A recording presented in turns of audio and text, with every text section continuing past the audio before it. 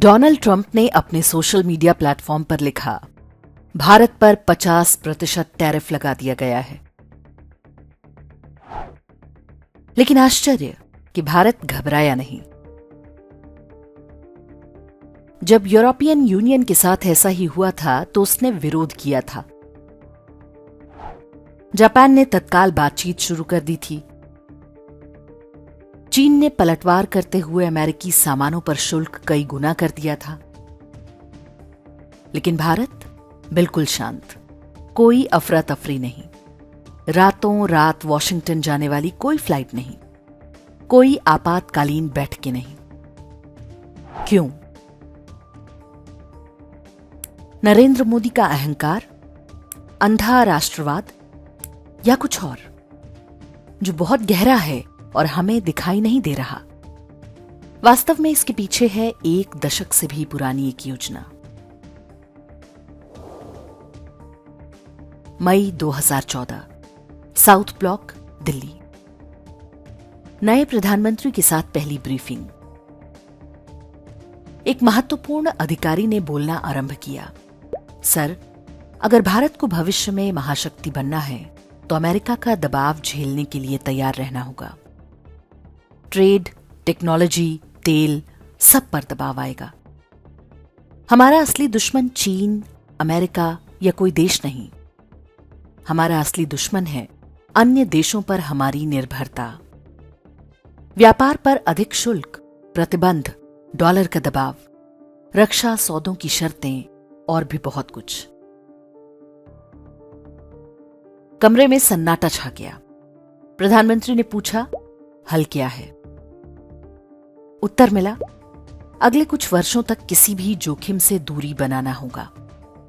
चुपचाप अपना दबदबा बनाना होगा। अमेरिकी विरोध नहीं, बल्कि भारत पक्षीय नीति अपनाना होगा। खाड़ी देशों और अफ्रीका से रिश्ता मजबूत करना होगा। साथ साथ में बैकअप सिस्टम बनाना होगा। अपने आसपास के समुद्री क्षेत्रों पर नियंत्रण मजबूत करना होगा। हम विश्व का सबसे बड़ा बाजार हैं। अपनी जनसंख्या को कमजोरी नहीं बल्कि शक्ति की तरह प्रयोग करना होगा। योजना बन गई और अगले 10 साल तक चलती रही, कदम दर कदम। वर्ष 2014 में मेक इन इंडिया की शुरुआत हुई। 2015 में कतर के साथ गैस समझौता नए सिरे से किया गया ताकि ऊर्जा की उपलब्धता संकट न बने। 2016 में यूपीआई लॉन्च किया। पैसों की लेनदेन में विदेशी माध्यमों पर निर्भरता समाप्त। दूसरे देशों को यूपीआई प्लेटफॉर्म पर लाने का काम शुरू। 2017 में जीएसटी से एक देश एक बाजार का लक्ष्य पूरा किया। 2018 में ईरान पर अमेरिकी प्रतिबंध से सबक लिया। भारत को वित्तीय रूप से सुरक्षित बनाने की रणनीति पर तेजी से काम शुरू हो गया। 2019 में नई इलेक्ट्रॉनिक्स नीति लागू। अब केवल असेंबलिंग नहीं करना है, तैयार प्रोडक्ट और पार्ट्स भी बनाना है। 2020 में प्रोडक्शन लिंक्ड इंसेंटिव या पीएलआई योजना शुरू, ताकि कंपनियां भारत में मैन्युफैक्चरिंग करें। लगभग 2 लाख करोड़ का निवेश आया। पहला राफेल लड़ाकू विमान भारत पहुंचा। 2021 में स्ट्रेटेजिक पेट्रोलियम रिजर्व्स का विस्तार शुरू हुआ। कोविड के लॉकडाउन में जब कच्चे तेल का दाम जमीन पर आ गया, भारत भर भर के सस्ता तेल खरीद रहा था। उसे देश भर में धरती के नीचे बने गुप्त भंडारों में जमा कर रहा था, ताकि किसी संकट काल में कोई तेल बंद करने की धमकी न दे पाए।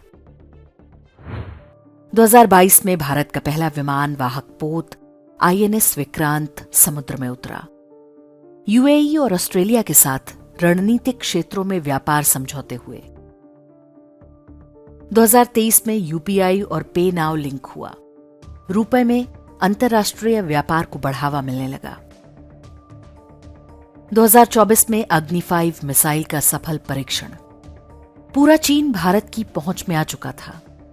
एक ऐसा देसी प्रक्षेपास्त्र जो किसी भी देश की एयर डिफेंस सिस्टम को भेद सकता है। इसी साल ईरान के साथ चाबहार पोर्ट डील पर हस्ताक्षर हुए। पाकिस्तान को बाईपास करके मध्य एशिया के बाजारों तक भारत की सीधी पहुंच बन चुकी थी। 2025 में भारत का सर्विसेज एक्सपोर्ट 387.5 अरब अमेरिकी डॉलर तक पहुंच गया। अमेरिका ने रूस से कच्चा तेल लेने पर भारत पर 50% टैरिफ लगा दिया। आरबीआई ने आयात के नियम थोड़े ढीले किए ताकि देसी उद्योग तत्काल किसी संकट में ना फंसे। भारत अपने बाजार को हथियार की तरह प्रयोग करने को तैयार हो चुका था। ये अहंकार नहीं था, ये वो कवच था जिसे भारत बिना किसी हड़बड़ी के बहुत आराम से चुपचाप अपनी 140 करोड़ जनता की रक्षा के लिए बना रहा था। 2013 में भारत की जीडीपी 1.86 ट्रिलियन अमेरिकी डॉलर थी। 2025 में भारत की जीडीपी 4.19 ट्रिलियन अमेरिकी डॉलर हो चुकी है। भारत विश्व की चौथी सबसे बड़ी अर्थव्यवस्था बन चुका है। पीपीपी या परचेजिंग पावर पैरिटी यानी क्रय शक्ति समता के हिसाब से भारत की जीडीपी 17.65 ट्रिलियन डॉलर है। यह अमेरिका और चीन के बाद तीसरे स्थान पर है। विकास दर 6 से 8% के बीच है, जो विश्व में सबसे अधिक है। वर्ष 2014 के बाद भारत में 300 बिलियन डॉलर का विदेशी निवेश आया, जिसमें से 81 बिलियन डॉलर अकेले 2025 में आया। गरीबों की संख्या पहले की तुलना में आधी हो चुकी है। अर्थव्यवस्था स्थिर है। निवेशकों का भरोसा लगातार बना हुआ है। ये यात्रा इतनी भी सरल नहीं थी। एक भारतीय के रूप में हम सब ने इस लक्ष्य तक पहुंचने की कुछ न कुछ कीमत अवश्य दी है। पेट्रोल, डीजल समेत कई वस्तुओं और सेवाओं के लिए अधिक मूल्य चुकाना पड़ा, बहुत टैक्स देना पड़ा, लेकिन वो सब जिसके लिए था वो यही है। और अब अमेरिका परेशान है। बात डोनाल्ड ट्रंप की नहीं, कोई भी राष्ट्रपति होता वो इसी तरह व्यवहार करता। अमेरिका और पश्चिमी ईसाई शक्तियां बेचैन हैं कि अब भारत में उनका कोई गुलाम गवर्नर नहीं बैठा है। अब यहां उनकी डोरियों से बंधी कठपुतलियां नहीं हैं। रही बात टैरिफ की, अब भारत एक योद्धा की तरह है, जिसके हाथों में शस्त्र और शरीर पर कवच है। अब ये कोई गुलाम नहीं जो अपनी बेड़ियों के अंदर छटपटाता हो, जिसे स्वतंत्र होते ही नेहरूवादी समाजवाद में बांध दिया गया हो। अब हम सहज दिखते हैं। अब हम घुसपैठियों से अपनी धरती की रक्षा करते हैं, अपने समुद्रों की रखवाली करते हैं। चोरी से हमारे आसमान में घुसने वालों को धरती पर उतार देने की शक्ति रखते हैं। और हमारी आर्थिक शक्ति अब किसी औपनिवेशिक शक्ति द्वारा मिलने वाले दान की मोहताज नहीं।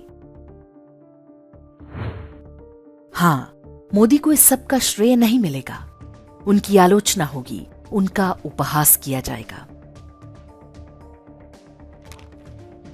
लेकिन बीत चुका वो कालखंड, उस कालखंड के कष्ट, वो सब उस भट्ठी की अग्नि थी जिसमें तपकर हमारी हजारों वर्ष पुरानी सभ्यता और भी निखर कर सामने आई है। मोदी तो निमित्त मात्र थे। और अब प्रश्न ये है, जब भारत झुकता नहीं, जब प्रतिबंध असर करते नहीं, तो षड्यंत्रकारी शक्तियां क्या करेंगी? क्या वे चुपचाप तमाशा देखेंगी? क्या वे प्रतिघात नहीं करेंगी? क्या वे हमें फिर से भ्रमित करने का प्रयास नहीं करेंगी? सोचिए और सतर्क रहिए। आने वाला समय और भी अधिक चुनौतियों वाला होगा।